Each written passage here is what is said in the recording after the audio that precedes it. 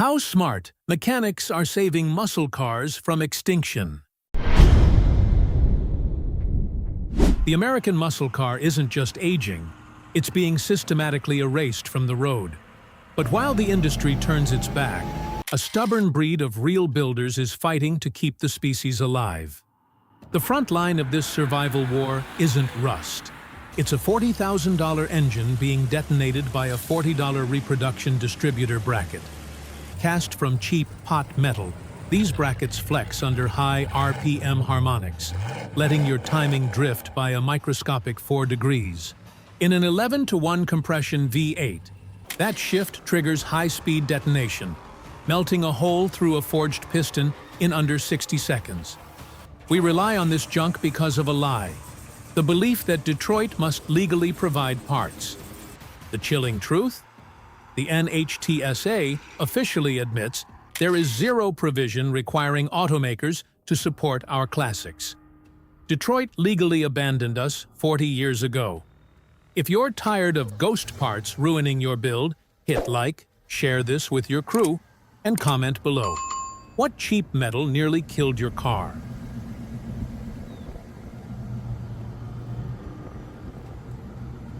The 10-year federal mandate for parts is a garage ghost story. The NHTSA officially confirmed Detroit's legal obligation to stockpile replacement parts died the exact second your 12-month factory warranty expired. The real massacre wasn't natural attrition, it was an accounting trick. In 1975, the Michigan single business tax penalized automakers for warehoused assets. Those multi-ton steel stamping dies that punched out factory-perfect quarter panels suddenly became massive tax liabilities. By 1980, Chrysler was bleeding out. CEO Lee Iacocca's turnaround strategy required a brutal purge. Executives looked at the original molds for the 1968 to 1970 Dodge Charger, the most iconic silhouette in American history, and designated them excess inventory.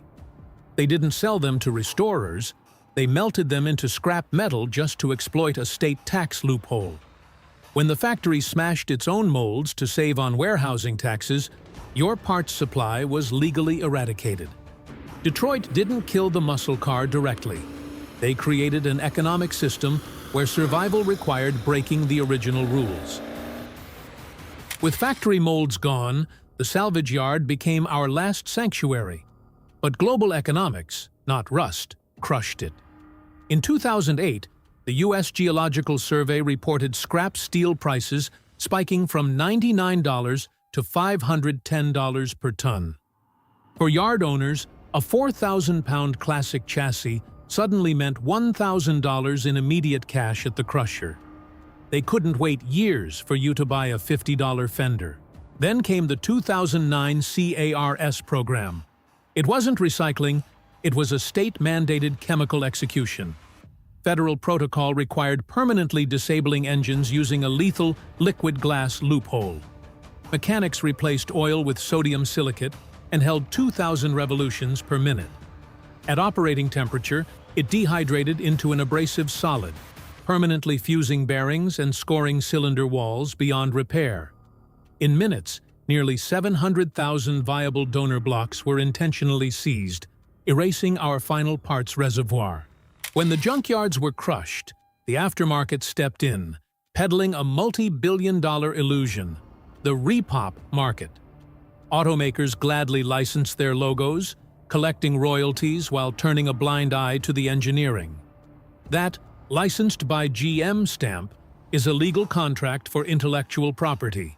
It is not a metallurgical specification. Look at the heart of your fuel delivery, the Rochester Quadra-J. Original OEM base plates were cast from high-density, automotive-grade aluminum, built to endure 30 years of severe thermal cycles. Today, officially licensed reproduction base plates are routinely poured in overseas foundries using a cheap, recycled zinc alloy known as Zamac, or pot metal. Here is the physics of the betrayal. Under the hood of a big block, sustained temperatures easily exceed 356 degrees Fahrenheit. High-density aluminum remains dimensionally stable. Zinc alloy does not. Under that heat, the reproduction base plate warps by a microscopic 30,000ths of an inch. You won't see it, but it creates a massive vacuum leak at the intake manifold interface. This leak radically leans out your air-fuel ratio during highway cruising. Because the engine isn't under heavy load, you won't hear the knock. But over 500 miles, that lean condition quietly raises exhaust gas temperatures until it burns an exhaust valve. Guys are paying premium prices for parts that are quietly destroying their builds. When you can't buy OEM and reproduction parts are a liability, the garage guys had to evolve. They had to stop buying and start making. The era of flipping through catalogs is over. Today's serious builder has been forced to evolve from a parts-replacing mechanic into a precision machinist. Sourcing parts is dead. What you are looking at is automotive archaeology.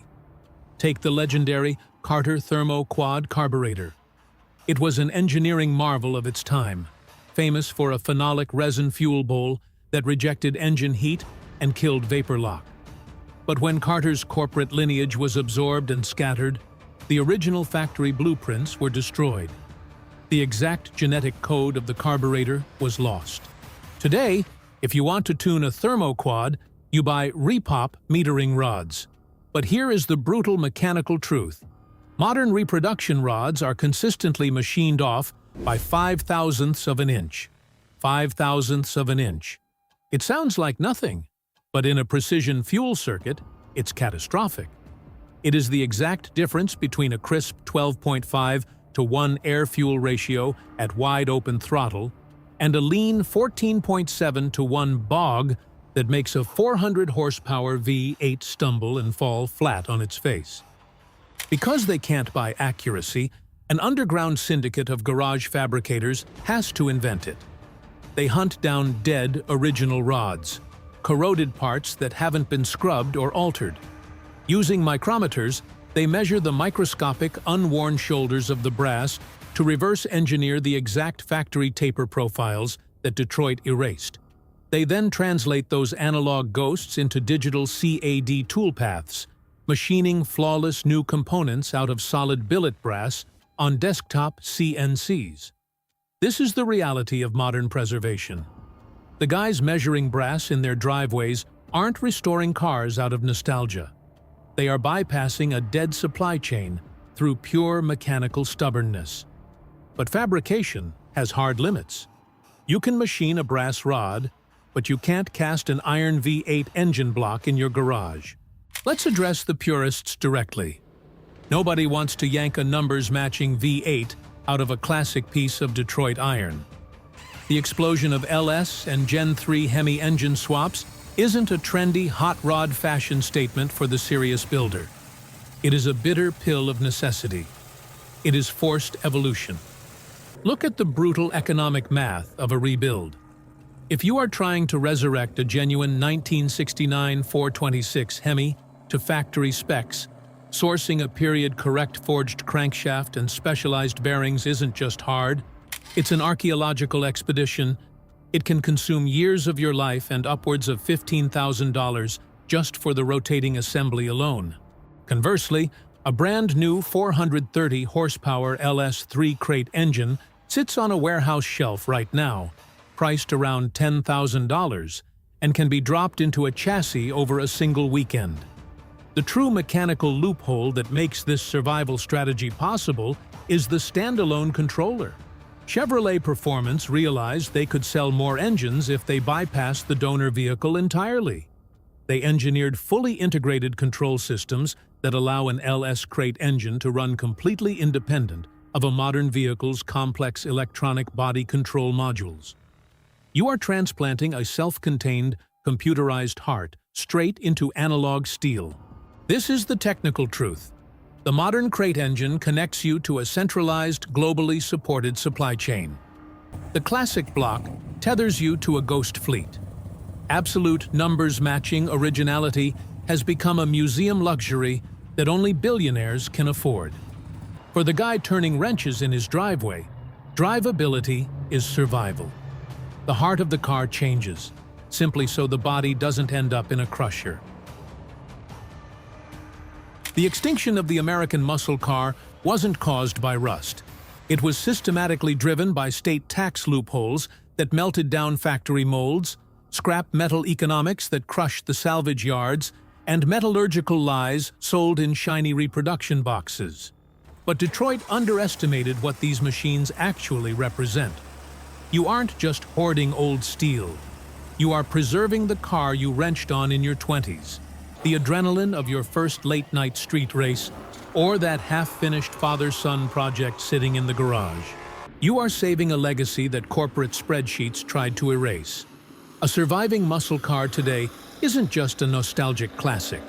It is a rolling middle finger to a supply chain that simply erased you from the ledger. You are the keepers of the ghost fleet.